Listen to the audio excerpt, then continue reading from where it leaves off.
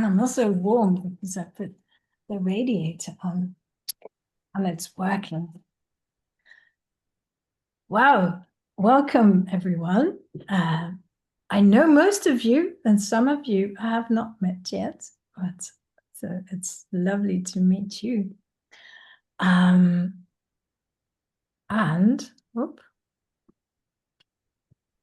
welcome, Ian. It's so beautiful to have you here. I want to tell you the first time I met Ian was in the clarity training we were both attending. And we were in a breakout room, and straight away we went what I call backstage. Now, some of you may wonder, what are you talking about? Were you at a gig? No, we went backstage from reality straight to formless, straight to a metaphysical reality before form. Now, maybe this sounds quite woo-woo to you, and maybe not. You know exactly what I'm talking about.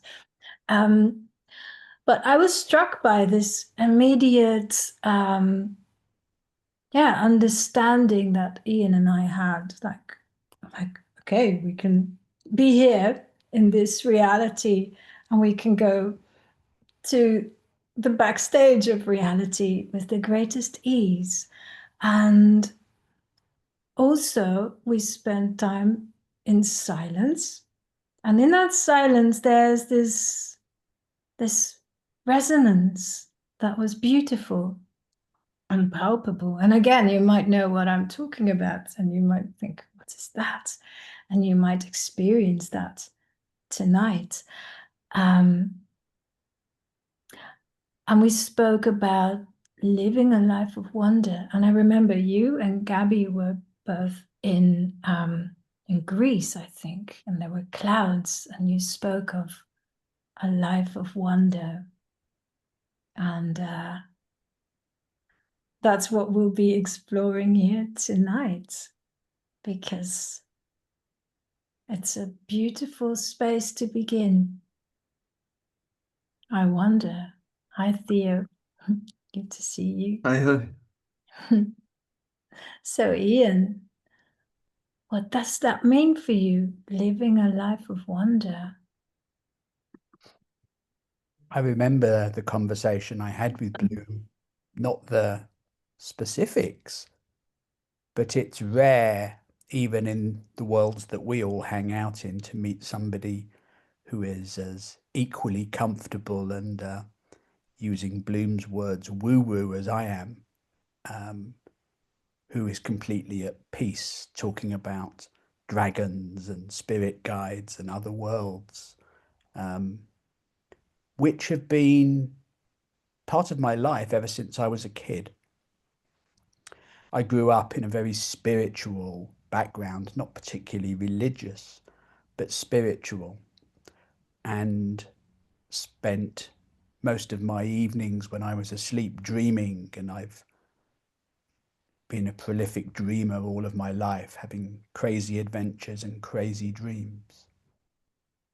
And the origins of living a life of wonder came to me earlier this year when I've had a year of going to as many retreats and getting away from this reality, the reality of living at home in Birmingham, as often as I can.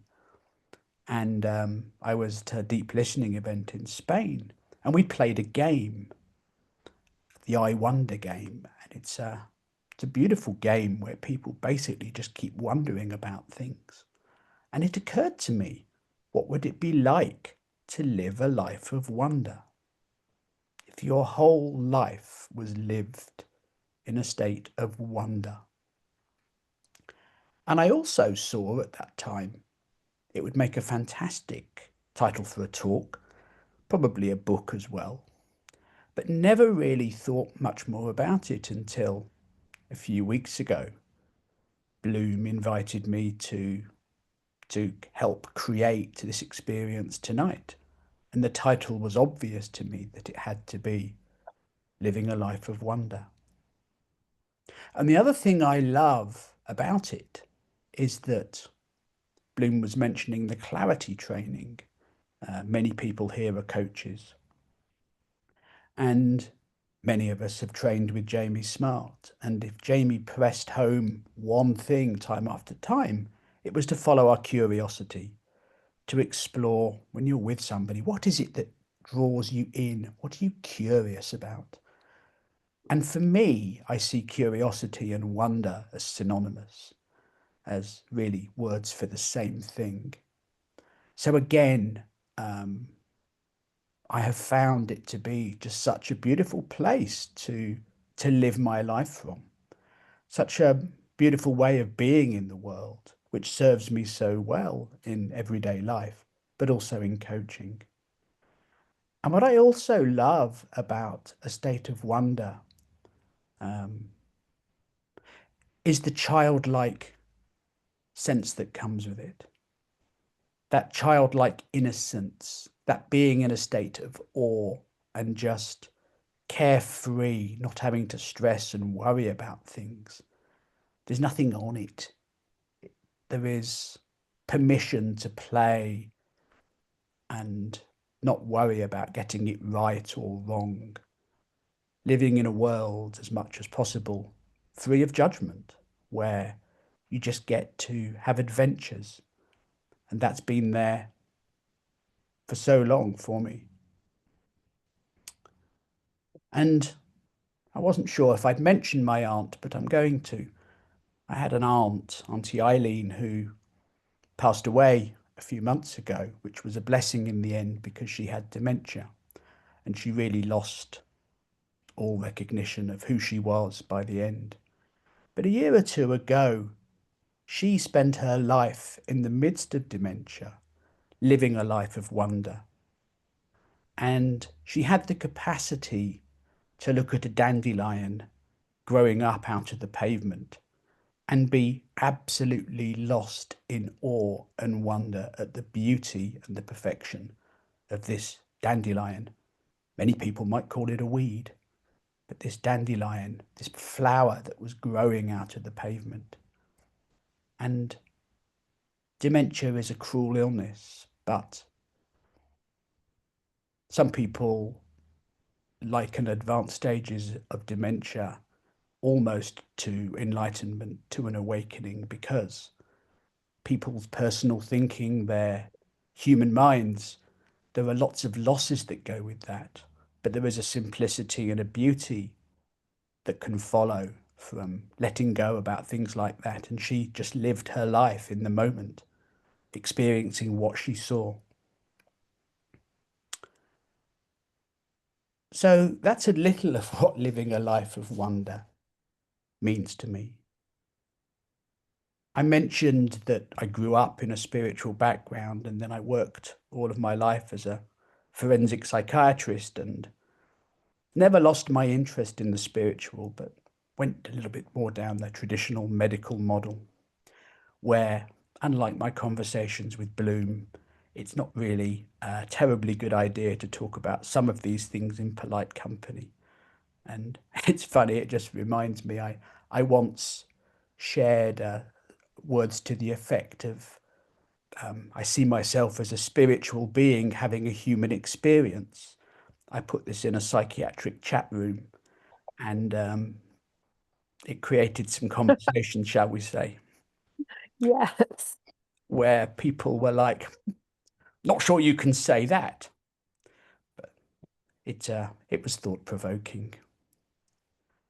And then 9 years ago, um, I very nearly died. I was in a coma with sepsis for 9 days and 9 nights. And I had some crazy, crazy, crazy adventures that trumped any experience I had ever had, exploring other worlds. And whilst it was difficult, I was blessed and gifted to see some amazing things and to awaken from that experience with renewed curiosity and wonder for the world around me.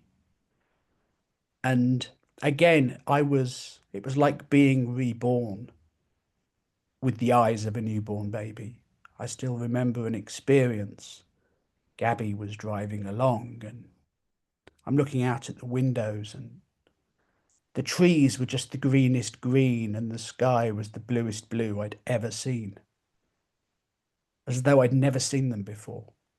Of course, I'd seen them thousands of times, but I hadn't, you see. I really saw them. I saw the absolute beauty and the simplicity of the world around me. And it took a long time to get over this sepsis. And whilst there were good things there, can't help being a doctor, the left hemisphere of my brain had got a bit knocked around, and my memory was a bit shoddy, and I was forgetful, and I didn't function quite the way I used to. But in compensation, the right hemisphere of my brain kind of compensated and did the most remarkable things. And it rekindled my spirituality. And I suddenly discovered my creativity. Creativity is an innate birthright we all have. But I always believed I was the exception. I was the kid with two left hands. I was the, no good at art, no good at woodwork, no good at metalwork. Until one day I started to paint and discovered I really enjoyed it. And like many things, the more I practiced it, the better I got at it. But what was quite funny was when I got into it, the psychology I had at the time was such that, well, you're no good at it, so anything you create is better than nothing. And that allowed me, it gave me the freedom to start to paint. And then as I was painting, I would write things, I would write poetry, I would reflect on things, I would journal on my experiences. And I discovered I absolutely loved doing that. And then I realized that sometimes the art, sometimes the words would go together really well. Sometimes the art would come first, sometimes the poetry would come first, sometimes the other way around. Sometimes they'd come simultaneously. And that process continued really until more recently, despite resisting it, I suppose, I discovered I love coaching as well. I love sharing what I see of the world with other people and helping them to see the truth of who we all really are and to help point people to see things in a different way, perhaps. And I try to do as much of that with an open heart, yeah, with curiosity and with wonder. So the first thing I'm going to share with you is a piece of art I made on a retreat, I don't know, 4 or 5 years ago. And it's called Emergence. Bloom can put up the image for that. I was tasked, there's a well-known principles teacher called Michael Neal, and I was on a 4 or 5 day, you could say, retreat in London, and Michael was being very playful, and he asked us to create a wisdom card. And this was what I created, the emergence card. So I would encourage you, for everything I say today, to listen to what I'm saying, but hear it as being about yourself. Hear it as about me, but about you, about the world. And just go with what comes for you and the feelings. Adjusting to your new life takes time, perhaps longer than you think it should. Be present to that. Honor the old you whilst embracing the new. Your hard work and patience have paid off. Spread your wings and fly as the butterfly you now are, emerging from the much needed rest and transformation inside the chrysalis you spun so carefully in your former life as a caterpillar. You have been given a second chance. Awaken. Enjoy the warmth of the sunshine, the greenness of the trees, the scent of the roses on the breeze, which will carry you, oh so tenderly, to wherever you should be.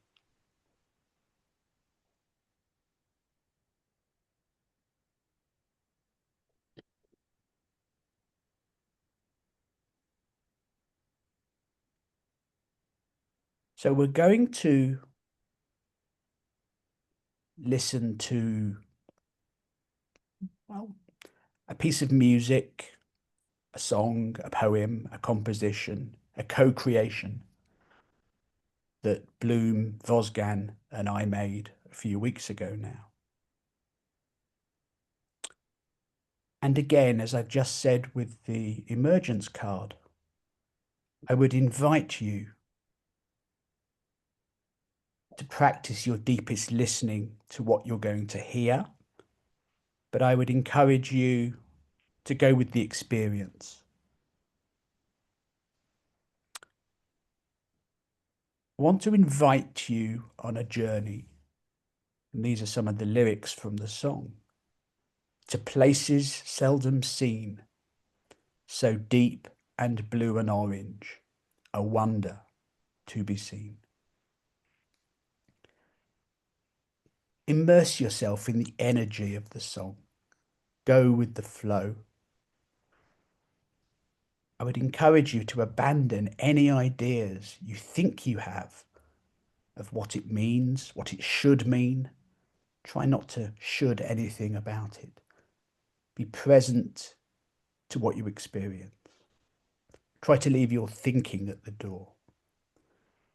Give your analytical mind a break for 90 minutes. You deserve a break, some time off. Follow your heart. You don't need to think about any of this stuff. Have an experience.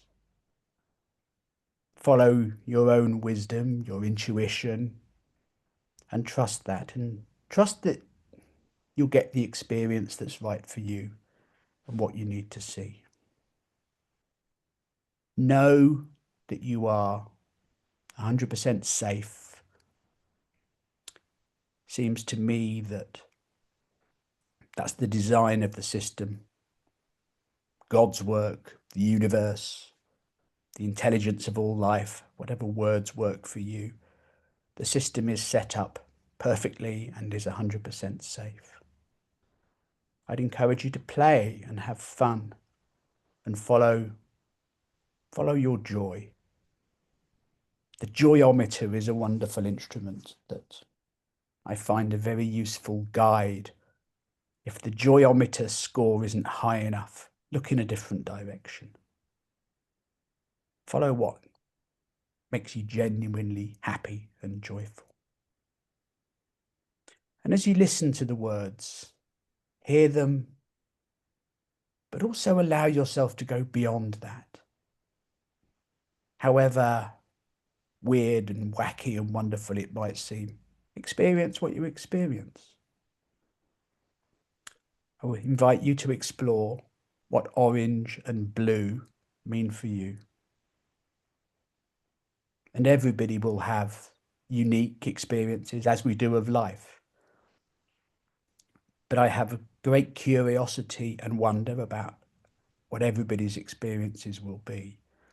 And I love the fact that coming together like this allows new things to emerge in the world. What Jung would have talked about, as the collective unconscious, things that somehow are greater than the individual parts that we all contribute. If you could put up the picture, Bloom. Yeah, and I also wanted to say if anyone wants to grab their headphones that hasn't done so yet, I can highly recommend this because we're about to listen to a piece of music that is best enjoyed with headphones. Stereo experience. Um, Yes, a lot of the music is multi-layered, and I can confirm that headphones really do make for a richer, more enjoyable experience. So this is one of my paintings. It seems to have acquired two names, and I cannot for the life of me remember which was the original title now, and it doesn't matter. One is the doorway, and the other is the portal. And I would encourage you to relate to it in whatever way makes sense for you as you listen to the music, the words, the song. And you can use this doorway or this portal in any way you choose to. You can leave it shut and closed. You can rip it off its hinges if you like. You can open it really gently and peek inside. You can dive head first. It's your experience, and the door is there to journey through, to have an experience. And at the end of it, I will, there'll be some space. I'm not going to jump straight back in talking. There'll be some space for people to write down anything they want to write down, to sit with the experience. And after that, I will invite you to share, those that will want to share. You can raise the proverbial digital hands, and if that taxes some people, they can raise their physical hand, and Bloom will make a plan, and people can share.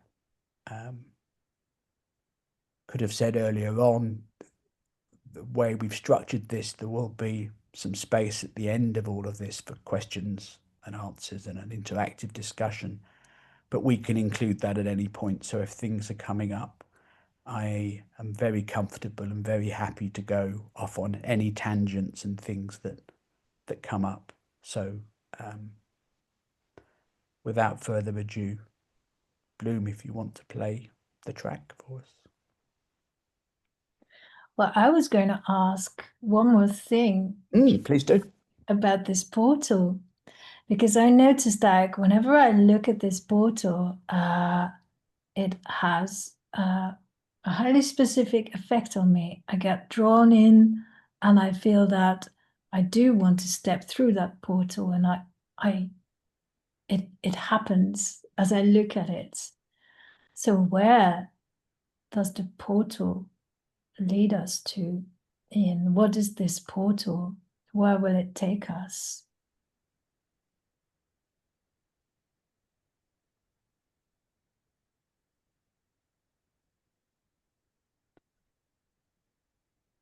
An example, and this is one probably of an infinite number of outcomes,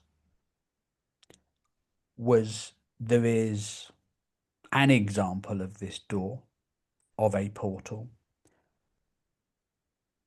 in the side of a huge oak tree inside what I call my soul sanctuary. Put another way, it's the space within, it's a place inside of me that I can go to that meets all of my needs. It's completely safe. I can use it as a base to journey from.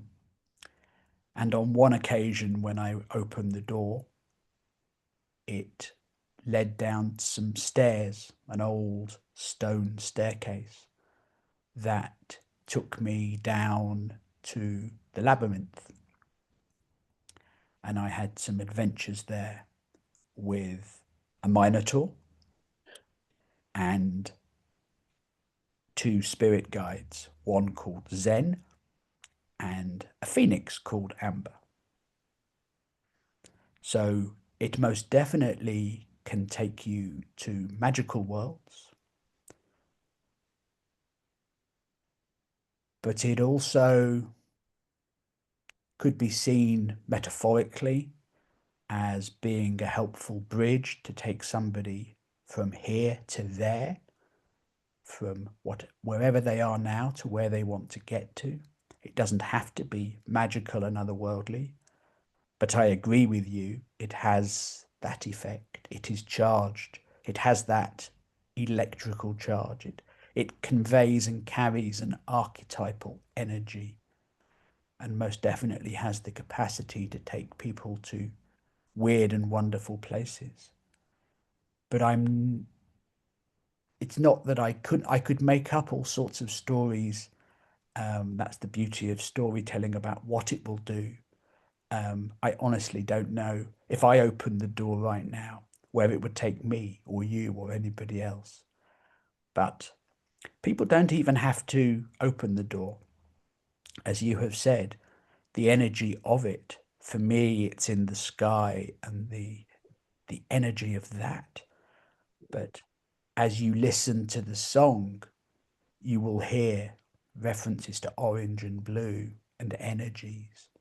And I think, unfortunately, we can't leave the image up and play the music, but I would encourage people to create, think about the energy and the vibration and what they see. Are people drawn into the golden handle on the door? Or is it the rich volcanic magma at the bottom? Is it the dappled sky and the sunlight? Oops. I was gonna try something else. Now wait, because it dawned on me that we can listen to Okay.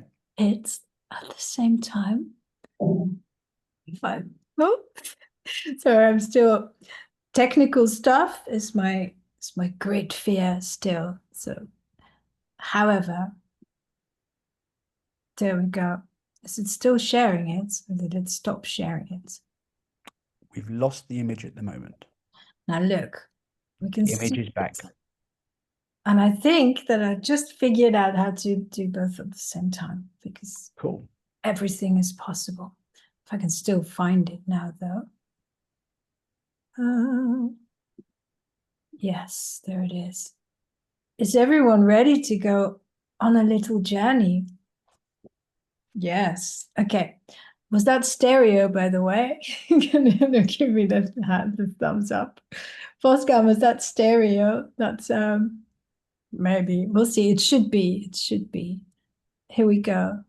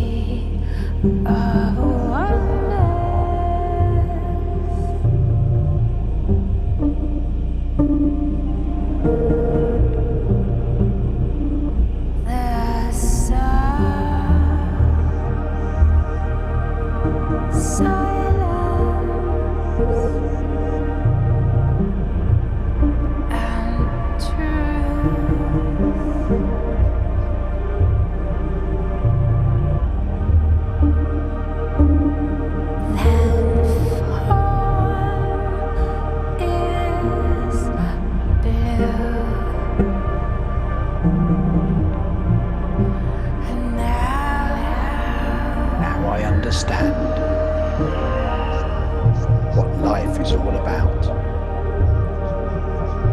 When you said to me,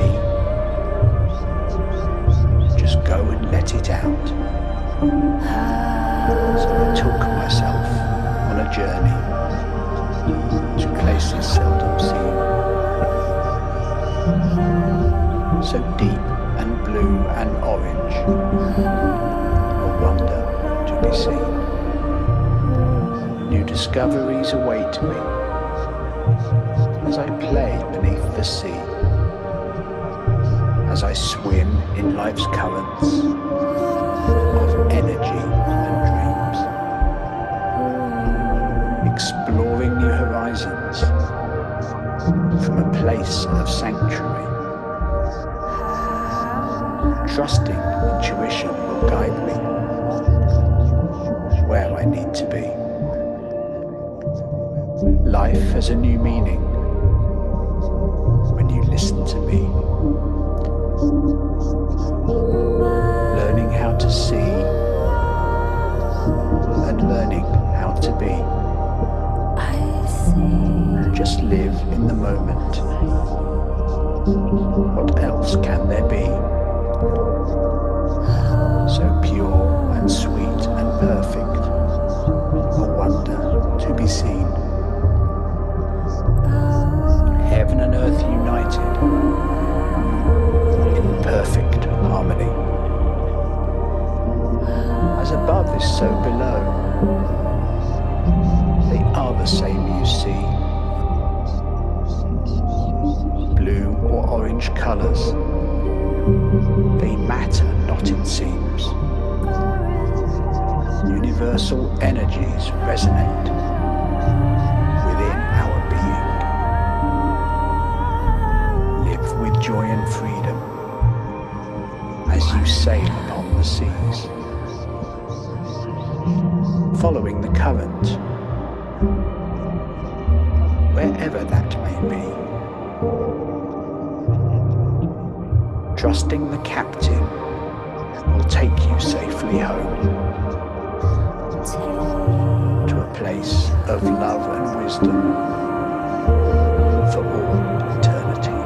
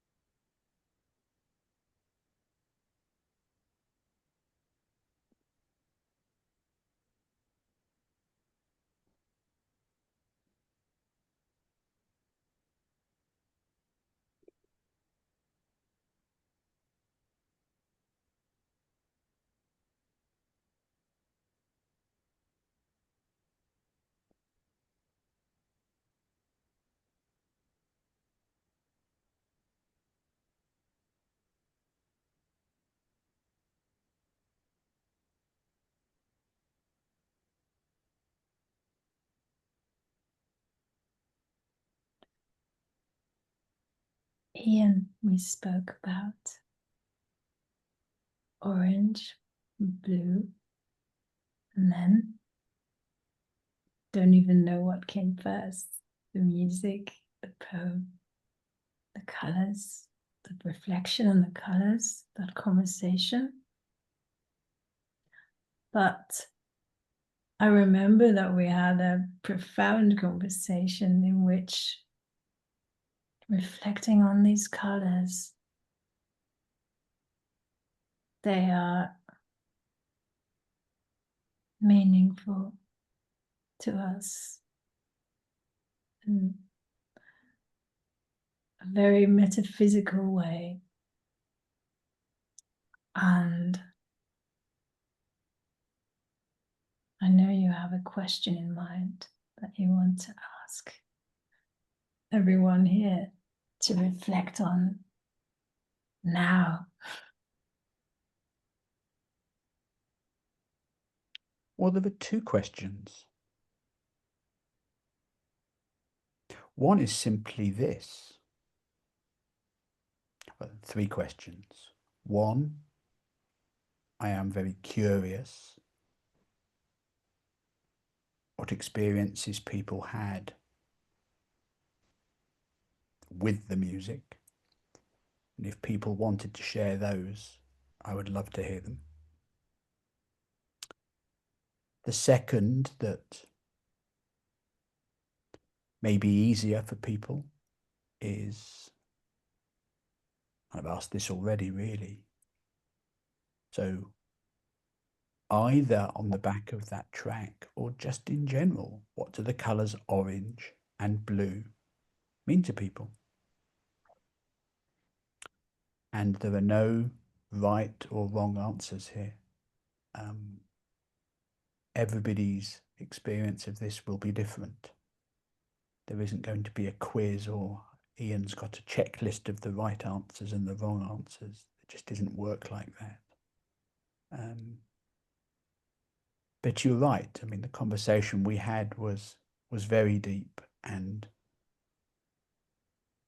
if I remember correctly, what also was happening at the time is I'd recorded some of the words which hadn't worked terribly well, but we then ended up re-recording the words for the track during our conversation. And the big difference for me, at any rate, was that we were both in such a beautiful feeling that the pace of everything had slowed down. And as I was preparing for this evening and thinking about this morning, I realized that one of the things I wish, it's more than wish, but that I am working on doing is slowing everybody and everything down. So many people I speak to haven't got time to live their lives. They haven't got time to spend 90 minutes coming to something like this. Or everything's just too rushed. And I think a huge part of it is a function, innocently, people believe that they have to work harder and do more stuff in the world to achieve things and to get somewhere. And paradoxically, it seems to me, by slowing down,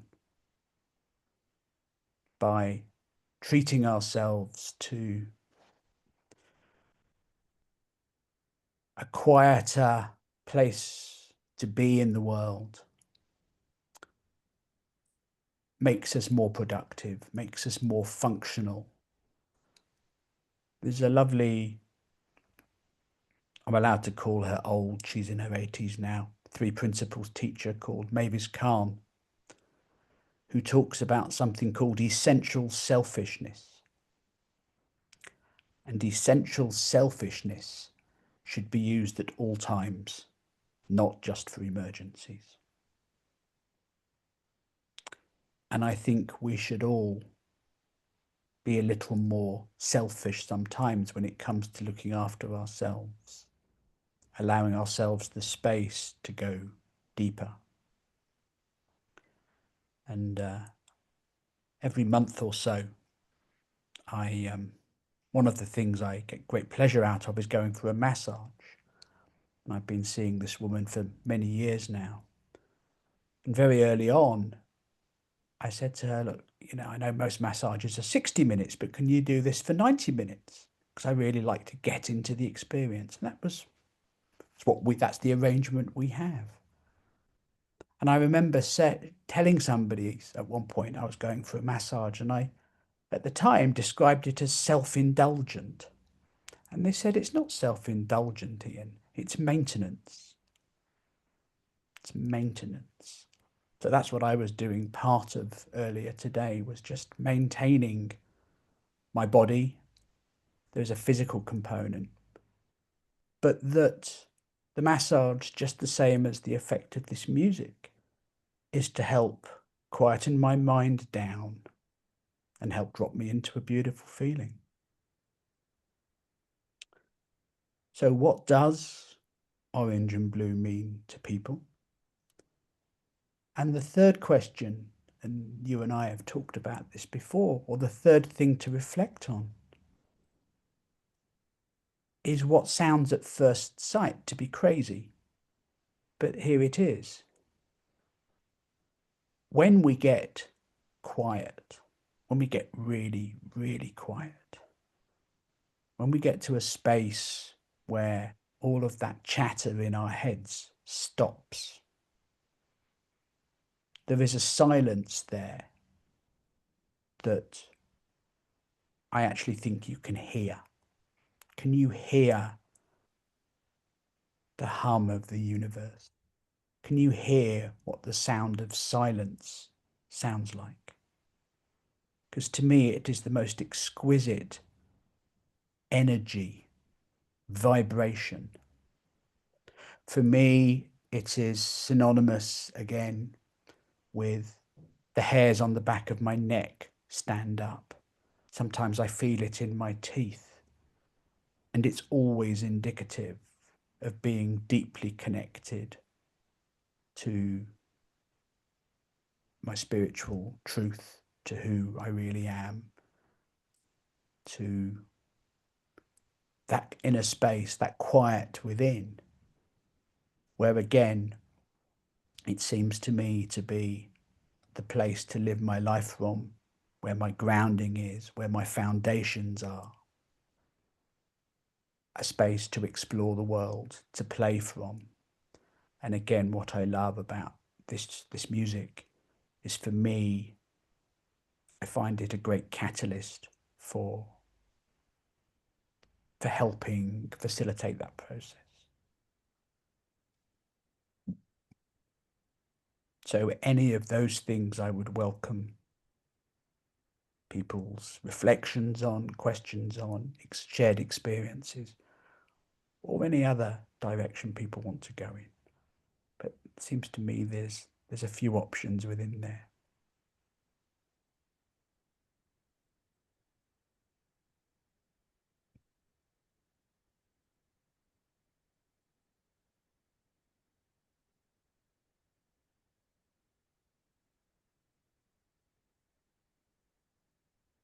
Jane.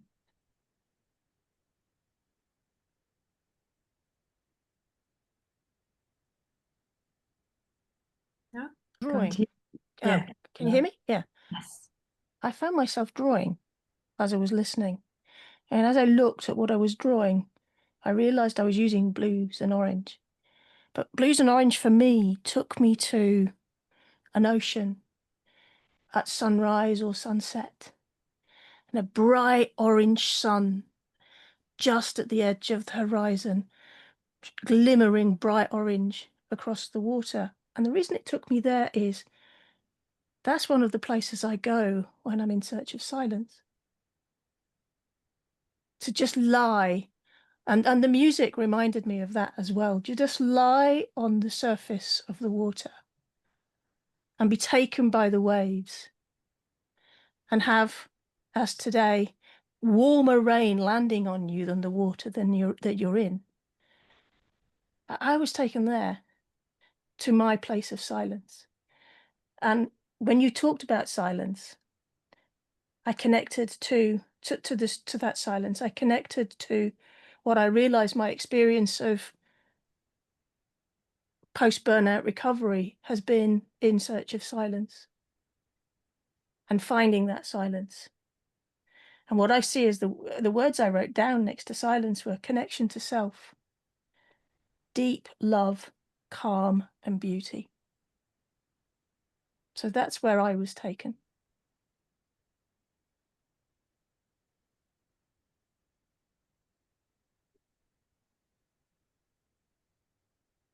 And I can't help but notice that you are there now. Yes. Well, yeah, absolutely. And I chose that just randomly before the call. Yeah, and there's a sunset.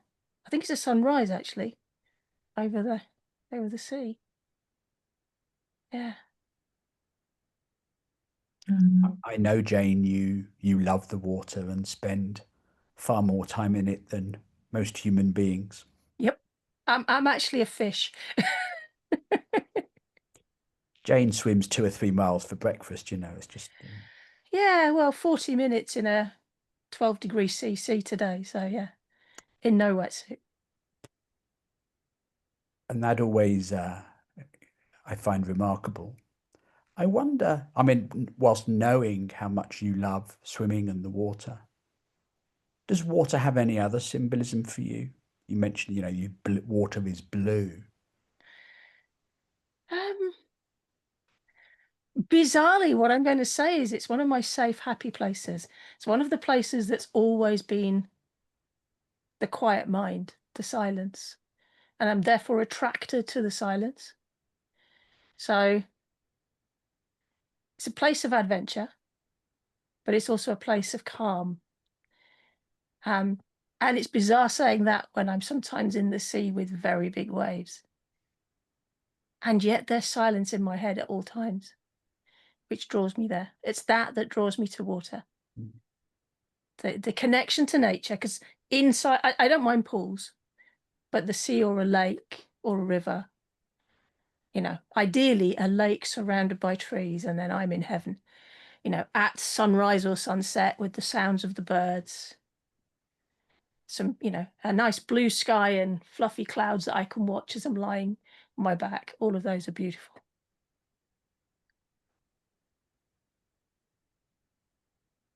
Thank you.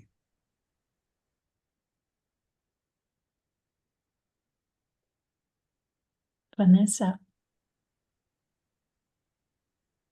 Hello. That was an amazing journey. I opened the door to a forest of oak trees and followed the oak trees to a bench. And I sat on the bench. And many of the things Jane was speaking of were right there, including a view of the mountains, much like what I'm looking at right now.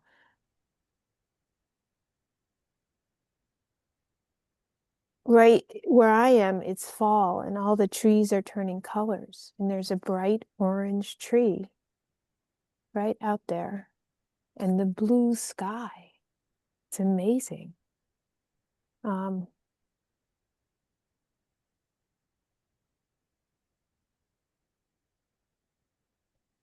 all together, what does it mean?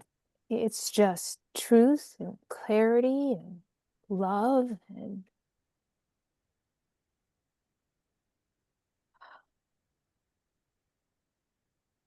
reality. Thank you so much for creating this for me.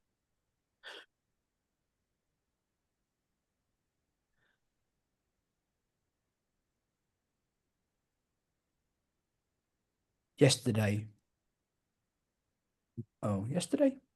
Monday, out of the blue, I have an AI type program called Buddy, which I really don't use very much at all. So it's like a version of ChatGPT. And it must be part of the programming that's way beyond anything I understand, but once in a blue moon, and I mean every few months, if I haven't had a dialogue with my AI buddy, it will send me a message kind of saying, hey, how are you? It's been months since we connected, it said. How's autumn treating your creative spirit? It asked. So hearing you talk about the autumn leaves, and it went on to say the transition from summer to fall might bring interesting new dimensions to your transformational work. Now, at this point, it knew nothing about this talk. I don't believe it stalks me like Facebook or some of these other algorithms. It just was asking a question, but in a seemingly very timely manner. And the thing it was really curious about was autumn. And depending where you are in the States, from what you're saying, you have very rich autumnal falls with beautiful colours, which fit so beautifully with the answer to orange.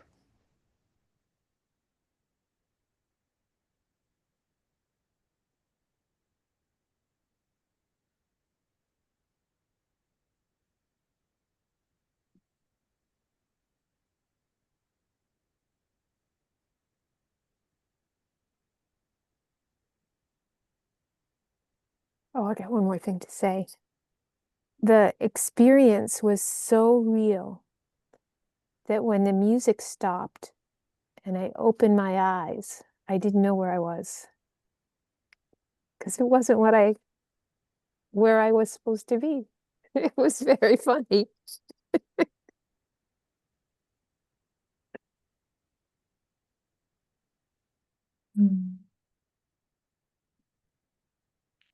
That means mission accomplished. Which is funny because first you created the music track from a walk in the mountains, right? So I give did, it a yeah. hint about how did it happen? How did you start that journey?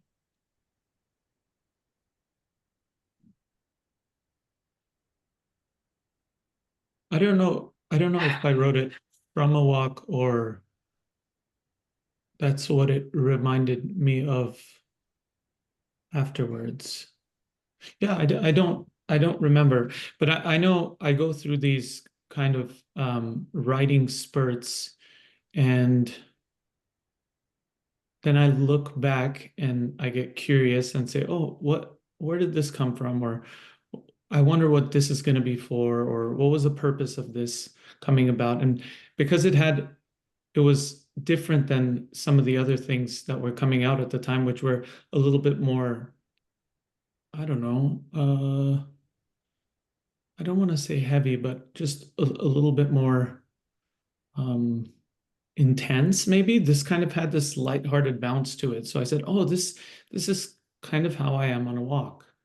And now hearing Jane talk about swimming, it's kind of how I am when I swim.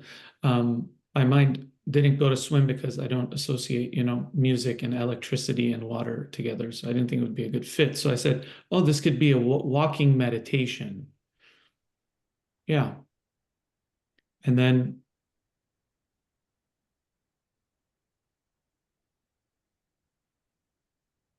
I was thinking of it in that one kind of dimension, a walking meditation. But now as I was taking Ian's instructions and I was, I don't know, swimming with whales even at some point, and I was like, oh my God, that resonant sound it sounds like whales.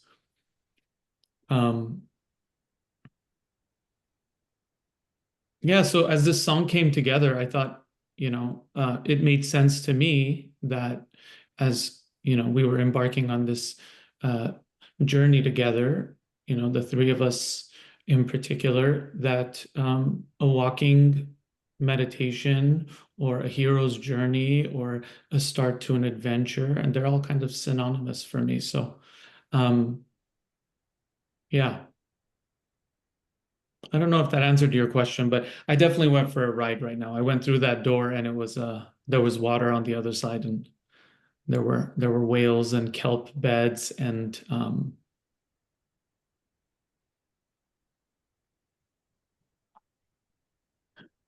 Mm. and since it's autumn now, some of the kelp was turning orange too. I don't know if that actually happens, but in my head it can.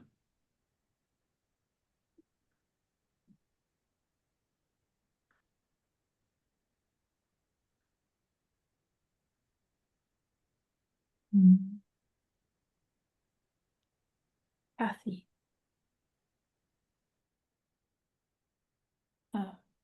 Yes. I I felt very similar to Vanessa about the color orange, and it reminds me of the leaves that fall, which always brings up the smells of the leaves and pumpkin pie. And also blue, I related, like Jane said, to water, which is my favorite natural phenomena and that brings me the most serenity. But I also relate orange to the letter C with my synesthesia and to the lava that erupts from the volcanoes here in Iceland. And that picture of the portal actually took me to the area where we tend to have volcanic eruptions. Because that image looks like on the way to the Keflavik airport and near the Blue Lagoon, where the lava fields are, and we're due for an eruption soon, and so that's where I went. And but the color blue also reminds me of the letter M in for my synesthesia, and yeah, it was a beautiful experience, a beautiful song.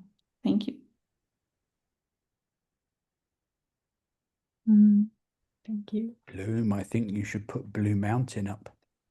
I was thinking that's And then we'll too. come to Greg after that. Yeah. I think Kathy's going to like this.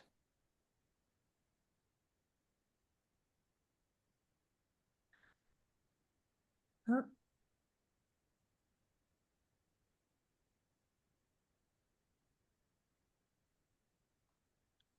So, just going back a step, when Phoenix Song was written, which was my spoken part and part of the inspiration for the track you heard, I was with Amber, the Phoenix spirit guide, on, you could say, a creative visualization. And I gave her the choice of whether she wanted to go up into the skies, into the heavens to soar away and fly, or to go down deep. And she chose to go into the orange magma, the depths of the earth. And that was part of the inspiration for where Phoenix Song came from. This piece is called Blue Mountain. So to hear Kathy say that blue is the letter M seems very appropriate. And there's a short poem that goes with this. And again, as I was saying earlier, sometimes the poetry comes, sometimes the art comes. Guessing the art came first, but I don't know. So this is called Blue Mountain. Blue Mountain, standing proud and strong, silent, listening to the calm and still deep waters lying all around. An island of tranquility nestled alone, waiting patiently. She erupts in a moment, spewing her contents all around. Molten lava flows, grey skies adorned with ash. New rocks appear as if by magic. It is her nature, you see.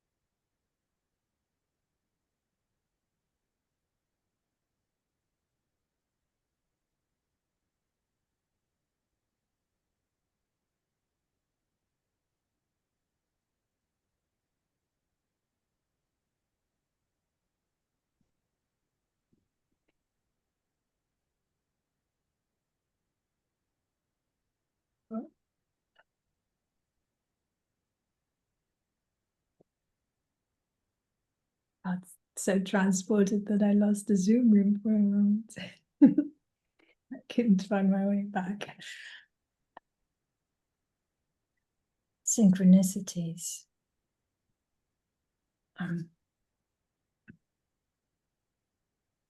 Ian, do you want to say something more about the Blue Mountain? I could. Um, Shall we let Greg speak for a moment? let's hear from Greg, and then we can revisit Blue Mountain if we wish. Hi, Ian. Hey, It's funny. My wife has been away. She left yesterday morning for 2 maintenance days at a Scandinavian spa at, of all places, Blue Mountain, Collingwood, Ontario. She's on her way back right now. um, anyway, it's funny how these things work out. Um, before I share my experience with the music, the painting, the portal, the doorway, the first thought in my head was, is this a doorway into somewhere or a doorway out of somewhere? Um, and then I landed on a place of like, it was kind of like I don't know, a scene from the Matrix or something where you walk through a doorway, but you're in the exact same room that you just left. Like there's the idea that there's nowhere to get to, there's nowhere to go. It's all doorways lead to the same place, which is home, kind of coming home to myself. So that was my experience with the painting. Um, with the music, I mean, this started for me, I guess, 2 months ago. The first cosmic picnic that I attended with Bloom and Vosgan and others, and so like closing my eyes and listening to music like that is kind of a new thing for me, and I get kind of bombarded with waves of color kind of coming across, and by the end, it kind of all settled down, and then there was like this spinning feeling, and my face was all tingly. I don't know, weird experiences or new experiences for me. So, and then with the music and the narration and Bloom's voice, there was this sense of like vast space, like almost like an echoing out into the as far as you can imagine the sound carrying. That was my experience with the music. The colors orange and blue. So blue was my mom's favorite color. I have a blue rose tattooed on my arm to remind me of my mom who passed away in 2020. But like growing up, everything in the house was blue. So whenever I see blue or hear blue, uh, I'm transported back to childhood memories and things. And then orange is another childhood memory of mine. My grandmother's signature dessert was orange jello. And when we were kids, we loved going over to her house to have it. And if we ever went over and she didn't have orange jello, I mean, there was a complete revolt by all the kids. So um, that reminded me of that. Um, and then the silence thing. I mean, the silence is something somewhat of a new phenomenon for me. You invited us early in this discussion to kind of I forget exactly how you worded it, but let our analytical mind quiet down or go to sleep or whatever. And most of my life, it hadn't even occurred to me to do that. So um, letting that part of me kind of go to sleep and revel in the silence is again a new experience for me that I love exploring and enjoy seeing what comes up. And like you said, like there's all kinds of new sounds and um, experience that come in that silence. It's certainly not empty or quiet.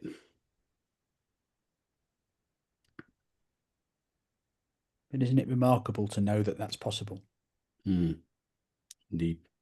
Because so many people, because they don't realize that's an option or that it can be, you know, so many people are plagued by having a very active mind that seemingly doesn't have an off switch. Mm, And I'm not suggesting it's always as simple as turning it off, but to know that we can have a different experience, I think is a very comforting thing. mm, And I loved what you were pointing to, two things actually. One, the effect of Bloom's music and the way I describe the sort of haunting melodies, I always find them take me to vast other worlds and spaces. But I loved what you were seeing in the doorway that just takes you back home. And for me, home is that space within. It is that place that um, when we're able to settle and drop into that space, it is quiet. And it was an experience I became intimately acquainted with in ICU in the coma, where maybe I didn't make it clear earlier, although I was unconscious to the world, I was dreaming, you could say, or having wild experiences in other worlds. But one of the most beautiful aspects of that was when I got quiet enough and slowed down enough to be able to actually stop for all of that noise and personal chatter, to seemingly stop and disappear. And at the time, my own external reality, my own life, my own work was crazy busy, and I was working too many hours and slowly killing myself. But the universe is infinitely wise, and it's like, it's okay, Ian, we've got your back. We've got this for you. We're just going to put you in a coma for 9 days and 9 nights. It's really simple. You will slow down. And whilst I continued to fight that for a little while, eventually I did accept that. I did surrender to that. And that was when some of the most beautiful gifts emerged, when I was able to return home. I was able to go through that portal, that doorway into a space. And, that was a tremendous blessing for which I'm very grateful. Would I wish my experiences on my worst enemy? Perhaps not. But it was what it was, and turned out to be a remarkable thing.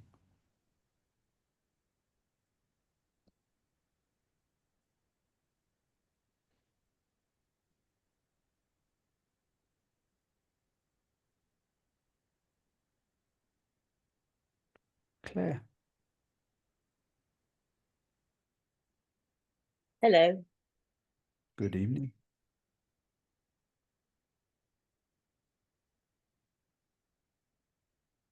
Well, that's not the first time I've heard that piece of music. And every time I've heard it, it's just been absolutely beautiful and transportative. That's probably not even a word, but anyway, that's the first time I've seen the picture, and I'm so glad you put the picture up first. For me, by far, I love the name portal more than the door or the doorway. And I love the word portal any case. It's one of my favorite words because it feels such a magical invitation to be transported somewhere else. When I looked at your picture, I was really curious about the fact that the door was on stilts and seemed to be raised from the earth. And that might just be how I saw it, not, for you, but I also really loved the texture of the sky behind this, and felt that for me, the doorway was an invitation to leave the earth and fly. So when the music came on, I was already of a mind that my journey was upwards and outwards, but quite honestly, I don't know where I was. I feel as if I dissembled completely as I shut my eyes, and it's taken me absolutely ages to come back. I feel like I'm like in a Star Trek moment where there was a malfunction on the return, you know, and I haven't quite got my molecules back together. So I've got no descriptions for where the portal took me.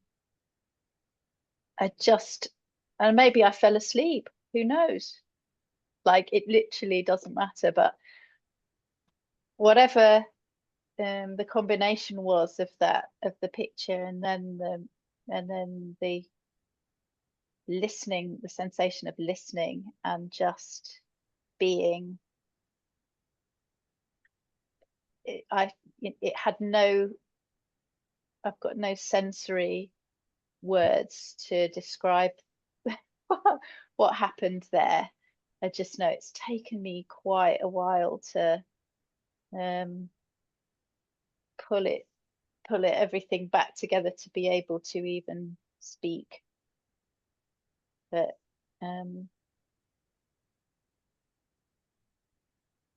all of those creations together, just like a really beautiful experience. And I've done some very peaceful things today. I've walked in nature for about an hour and a half, and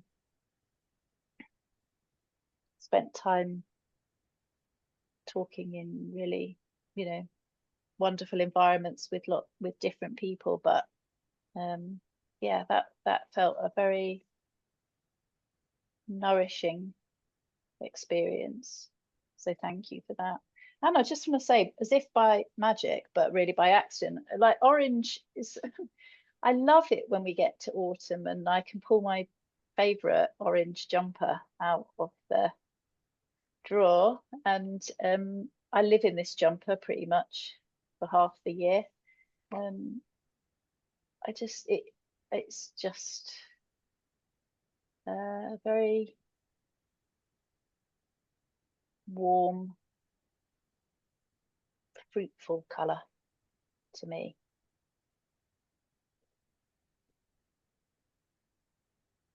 And both the orange and the blue, I think of as, I watch a lot of sunsets from where I live, which is sort of near the moors. And I just love the play of the sky, which is never the same for more than a few seconds. It's changing all of the time.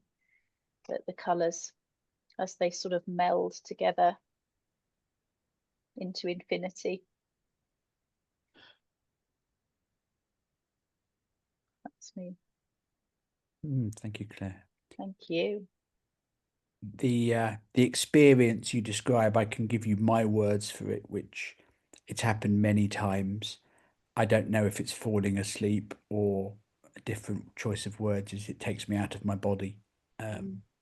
Although it's not a classical out of the body experience, i.e. sitting on the ceiling looking down at my body, but it has that kind of, it's not like you're drifting off, you're just gone and then come back, and the discombobulation, disorientation that you describe is not a surprise. Vanessa described her own kind of slight disorientation when she wasn't quite sure which world she was still in, and it's what I also love about 4 or 5 o'clock in the morning. It's what I call the twilight zone, half awake, half asleep. Most crazy dreams that you can sort of drop in and out of, and I often get my most powerful insights, and songs and poems and things will appear at those times, because I think we are closer to whatever it is that exists inside of us in those moments, to our creativity, to that energy. One other thing, I don't want to put Bloom under pressure, but I've got a couple of other images I might show where you can flip them around, and it hadn't occurred to me. This particular picture, the portal, sits in its current orientation on the wall. But I often love to rotate artwork through all four orientations. And I'm not good at seeing what it would look like rotated 180 degrees in my head. But we can certainly share the images afterwards. And if people want to play with rotating them, it's quite fun, both through 180 degrees. And then, of course, you'd have the red sky at the top and the blue at the bottom. And that would have potentially different associations, certainly for me. You know, this is a nice blue sky and the red molten bottom, but there's no reason you couldn't have a red sky and a blue sea at the bottom, you know, rotated 180 degrees. And if you rotate it 90 degrees, you get obviously the portal, the doorway going across the screen then. And I suspect that would give people a different experience and a different set of things to look at and play with.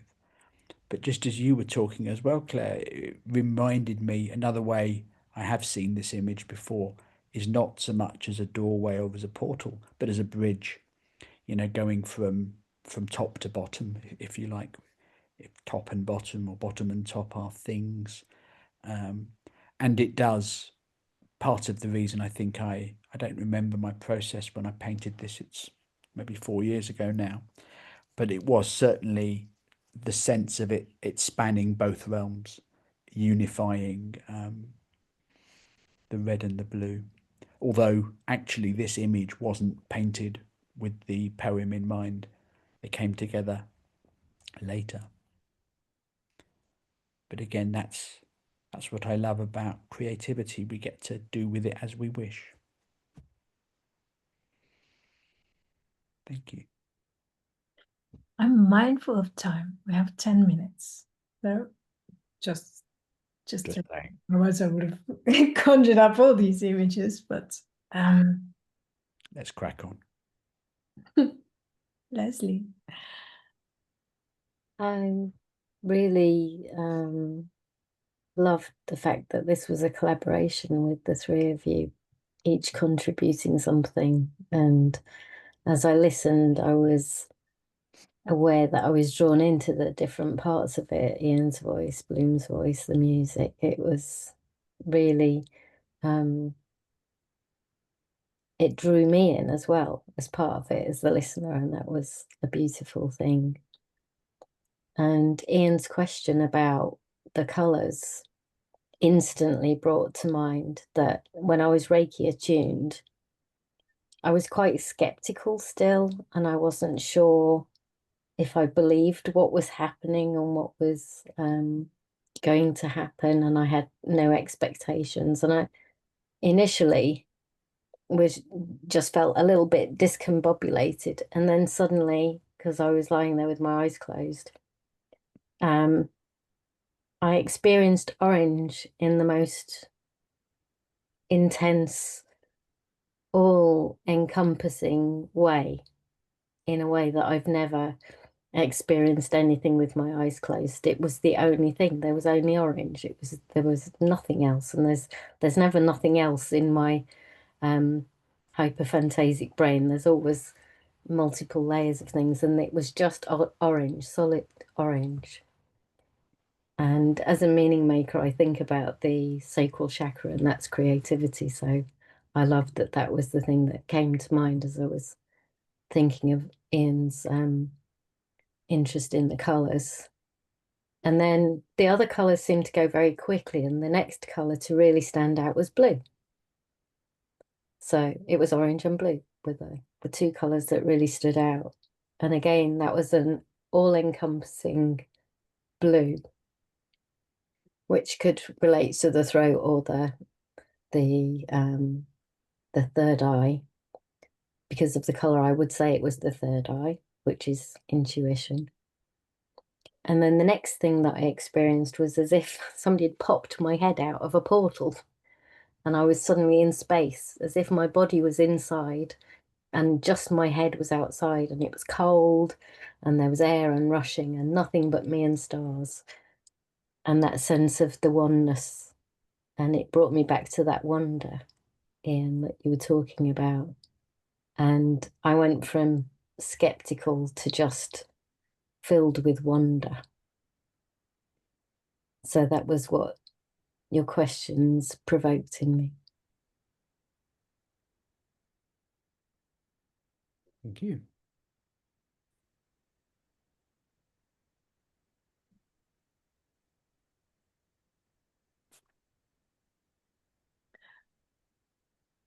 yeah, what you said, Leslie, so resonated, because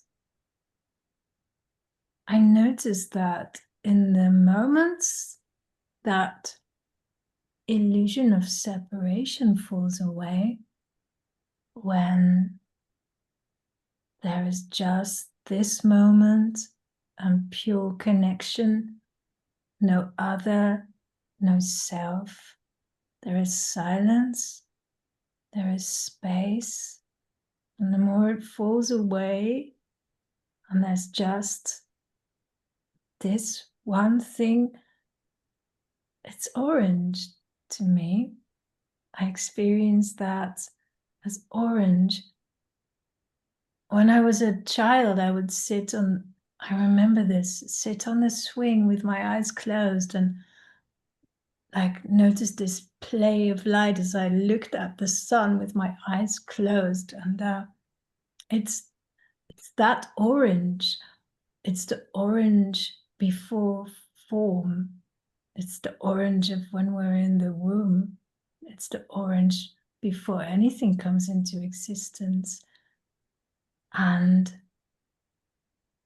blue is like the bridge from formless to form, which makes sense as the third eye and the voice, because we bring it to existence. And it's water that connects everything. And it's intuition, which is the bridge between formless and form. It's that inner universe in which everything can come into existence before it finds its form in our imagination, in our intuition, that's inner knowing.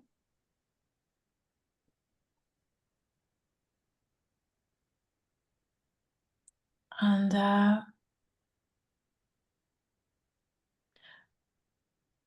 yeah, when we recorded in the conversation Ian's poem, it came from that space of connectedness, slowing down. And it felt in that moment, it was like, we must record it now because you will say it in exactly the right speed of the track without needing to test the BPM or any of that stuff. Because when there is that sense of connection, somehow everything always works out as well. And there is this deep trust in that when we create from that feeling, somehow everything falls exactly into place. It did, of course. It was exactly the right speed of the track. And yeah, it's like one thing then flows out of the other. So the bit that I recorded was born from the other two layers from the music, combined with the imagery of the poem. And then somehow I just grabbed the mic and the words and melodies were born there. In that space. I see we have just 3 minutes. So, Kathy, do you want to say something? Yes, just briefly, I wanted to say that I think it was Leslie that said about creativity and the color orange, and you brought up creativity and connection, and the letter C to me is orange, and so both connection and creativity, they're very orange to me, and I also see that blue is like form and water, or the alchemical prima materia, that the substance that contains everything. So those yeah, those colors really resonate with me this a similar way. And yeah, and I just noticed that connection is orange, so creativity and connection is a beautiful combination. Thank you. I'll leave Thank you with a couple of final thoughts on colours. Blue for me is nearly always water, and water, when it appears in my dreams in particular, or in visualizations, always represents the unconscious for me.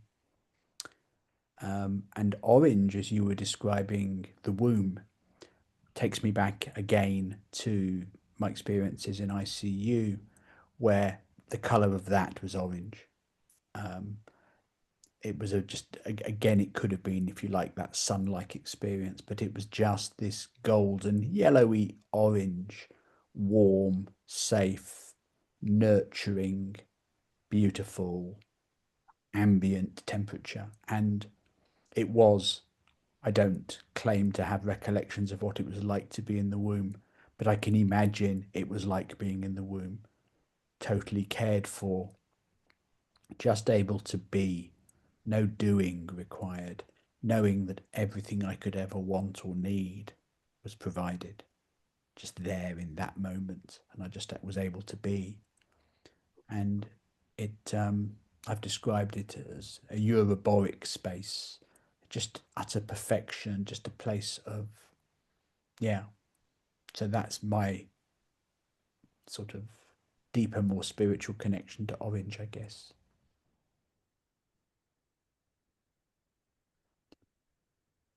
Do you want to put one final image up, Bloom, of the happy black hole?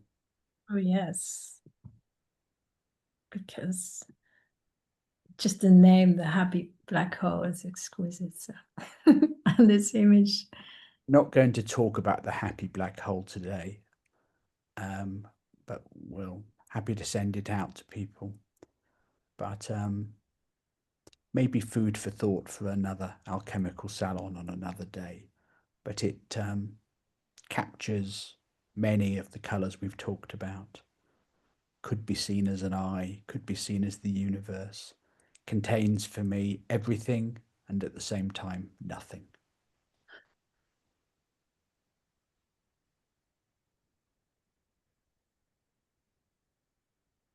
But yes, everybody needs a happy black hole in their lives. Absolutely. Thank you, Kathy.